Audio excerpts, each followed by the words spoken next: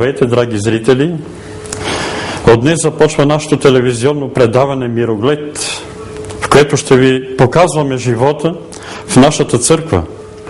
От тук нататък всяка седмица в продължение на 30 минути ще си говорим за проблемите, които ни касаят като православни християни. Ще се опитаме да намерим и покажем истинния път към Бога и ще се запознаваме с най-новите събития, които се случват в нашия православен свят.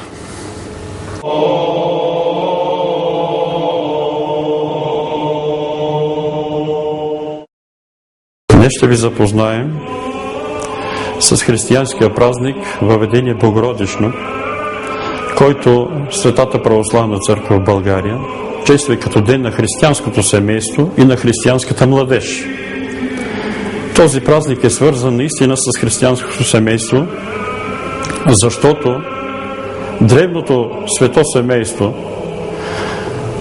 Йоаким и Ана, заедно с Света Богородица, тяхната малка дъщеря, изпълняват обета си пред своя Бог и водят малката Мария в светия храм в Иерусалим, за да я представят пред първосвещениците, за да може тя да бъде посветена в служба на Бога.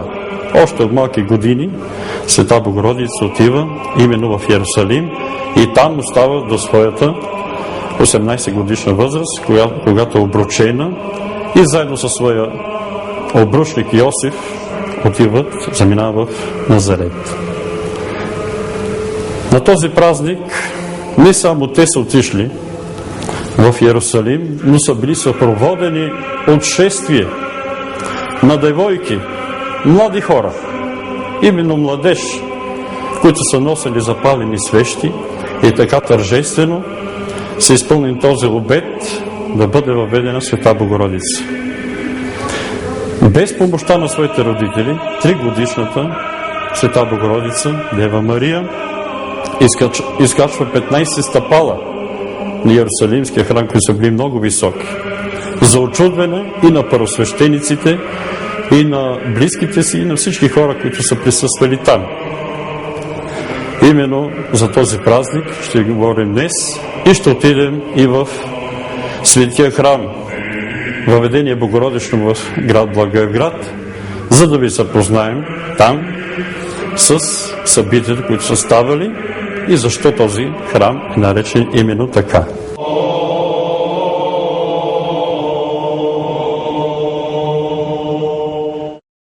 Църквата Въведение Богородично в Благоевград е построена през 1844 година. Преди това обаче на това място е имал малък храм, в който живеел самотен монах. Там е основано и първото килийно училище в Горна Джумая. През 1838 година жителите на Горна Джумая изпратили молба до Османската империя за разрешаване построяването на нов храм. Така строежът на днешната църква започва през 1840 година, благодарение на средствата и труда на жителите на квартал Вароша, които наброявали тогава около 150 души.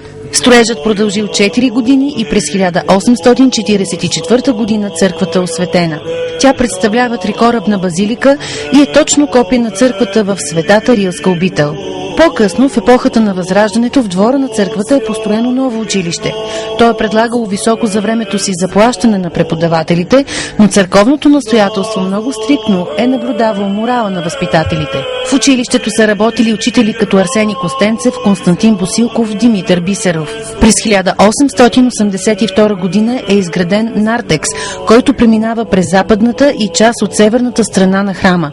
През 1956 се изгражда и галерията с колони, ориентирани в южна посока, завършваща с висока камбанария. Предполага се, че иконостасът в храма е изработен от прочутите самоковски майстори Атанас Теладур, Стойчо Фандъков и братята Георги и Петър Дашин. Църковните икони датират от началото на 50-те години на 19 век. От етнографска гледна точка, иконите от царския ред следват точно принципите, наложени от възрожденската литургично-догматична и художествена практика. Предполага се, че някои от иконите в храма са дело на известния самоковски живописец Димитър Христов, Свети Никола. По-голяма част от тях се свързват с стилистичните и технически похвати на Банската художествена школа в лицето на Димитър Молера. Особен интерес представлява иконата от 1818 година с сборно изображение.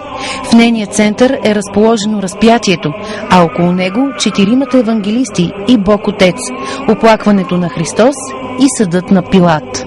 Вероятно поради затруднения, стените на църквата са изписани доста след нейното завършване. През 1888 година с тази задача е натоварен известният представител на Банската художествена школа Михалко Голев в съдружие с Димитър Сирлещов. През същите месеци е покрит със стенописи и нартекса на църквата.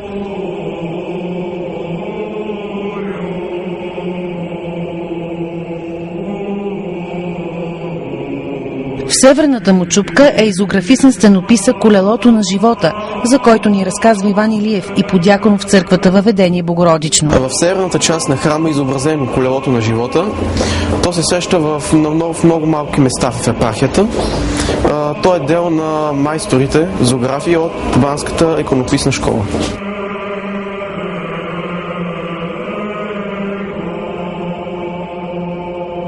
Всички стенописи в църквата Въведение Богородично са автентични. Историята и трудностите на времето не са успяли да сломят духовната сила на храма. Сила, предавана почти 2 века на поколения християни. Заслуга за това имат и служащите тук, свещеници. Огромна заслуга имат и неврокопските митрополити, погребани тук. През 1948 година е погребан неврокопския митрополит Борис, а през 1999 неврокопският митрополит Пимен.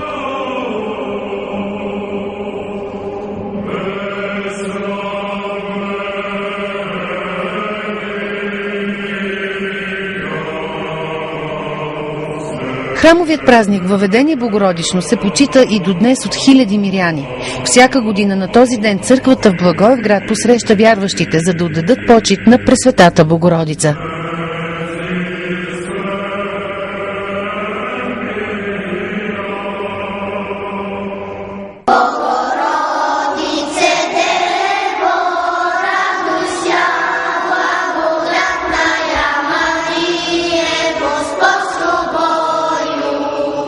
Благо